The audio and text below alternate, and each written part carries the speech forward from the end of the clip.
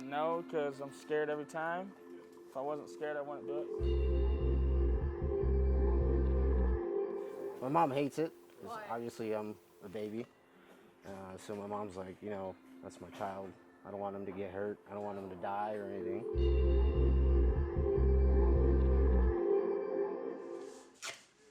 It's 12 hours before the jump. Paratroopers run through an endless checklist as anticipation mounts. My wife asked me why I'm doing this, and I told her to hopefully one day get over my fear of heights. Tomorrow, the 82nd Airborne Division will jump into Melgar, Colombia. Just gotta believe in the parachute to open, and just whatever happens, happens. Turn land, land. It's a multinational training exercise between U.S. Southern Command and the Colombian Army. But the preparation is as close to reality as possible to ensure these soldiers are always ready. When you start out younger in the military, you don't recognize the reason that you're doing things.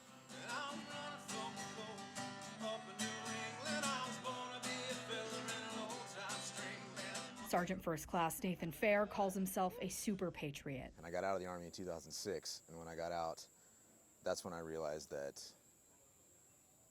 there's more to it than just me. There's more. It's about the mission, it's about the men. Be present with each other, be present with the Colombians, but the biggest one is be present with each other. Because the time you have in this company, your platoon, your squad, your section, it's not forever. And we'll bound her over the fence again, get set up here. No, my father was in the military. He actually served in the 82nd. Everyone here has a why. Growing up, always idoled my father, and he's definitely my biggest role model. And so getting to see him jump out of airplanes always inspired me to do it. Third-generation airborne, so I grew up hearing tons of stories from my grandpa and my dad and a bunch of my uncles. Sergeant Sarah Sanders, who leads a team of medics, was the only woman sent from Fort Bragg on this training exercise. I danced my entire life, and I always said, like, everybody else wanted to be professional ballerinas and all this. I was like, no, I want to be in the Army. Is it they're going to come and land somewhere else and then get on? Since enlisting at 18, Sanders simply wanted to be treated as an equal. 90% of the people were super welcoming, didn't view me as anything other than one of the guys. It was a matter of not accepting any special treatment. In the days leading up to the exercise, the Americans and Colombians map out every aspect of the event. Right now, the medic team is looking at the drop zone, trying to assess any potential hazards and if they will be able to access a casualty. There's an old saying around Fort Bragg. When the president calls 911, the 82nd Airborne Division answers the phone. We do anything and everything with intent. As you've seen with this whole operation, it didn't take us long to establish ourselves here in Colombia. These soldiers live life on standby. We pride ourselves on being able to deploy a battalion-sized element overseas in under 18 hours. And that's exactly what happened on New Year's Eve. Amid rising tensions with Iran, the Immediate Response Force was activated, deploying 3,000 paratroopers from Fort Bragg to the Middle East within days. These soldiers know they could be next. I want to say I do this not for fun, just to prove myself. I would say I feel like I had something to prove to myself, and that's why I'm here. Have you proven yourself yet? Not yet.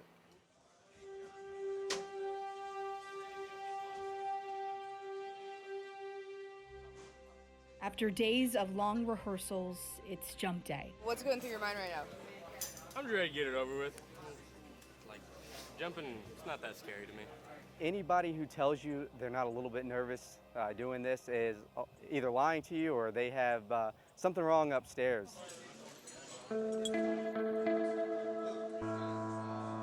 American and Colombian paratroopers suit up. And you can route it back through. With more than 100 pounds of gear.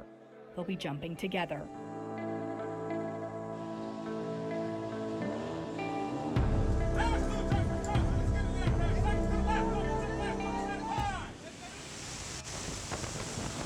Standing inches away from the ledge of the door with, winds up to 160 mile an hour, just gusting right outside.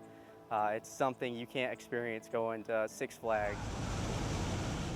This moment on the edge is what a paratrooper lives for.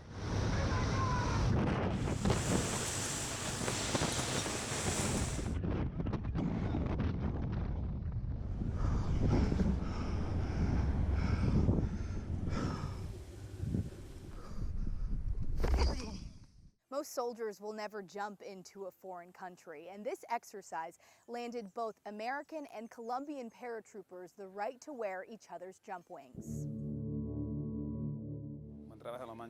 My guys are really young. For many of them, this is their first time outside of the country, and it's really good to see them interact with the host nation and see that, hey, this guy is exactly like you, doing the exact same thing that you're doing, and if it comes to it, and we have to fight together, then they know we got each other's back. For these paratroopers, what was an alliance on paper just days ago is now a bond among soldiers.